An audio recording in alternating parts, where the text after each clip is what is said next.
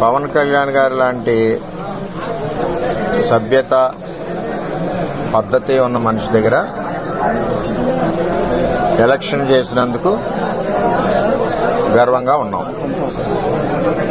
ఆయన దగ్గర నుంచి కానీ 2009 జనసేన పార్టీ దగ్గర నుంచి కానీ మాకు ఏ విధమైన ఇబ్బందులు లేవు. మేము ఎప్పుడు కూడా కలిసికట్టుగా ఒకే కుటుంబంలాగా మొన్న ఎలక్షన్ చేసాం, అటు పని చేసుకున్నాం. ఏదైతే తెలుగుదేశం పార్టీ నుంచి 5 నెలలు 6 నెలల ముందు వెళ్ళిన 20-25 మంది జనం ఉన్నారో వారిని స్థానిక ఎంపీ వైసీపీ పార్టీ అని చెప్పి పార్టీలో జాయిన్ చేసుకుని ఉండడం జరిగింది. వాళ్లే ఈ దాడి చేశారు మణిపూర్లో. అంచేత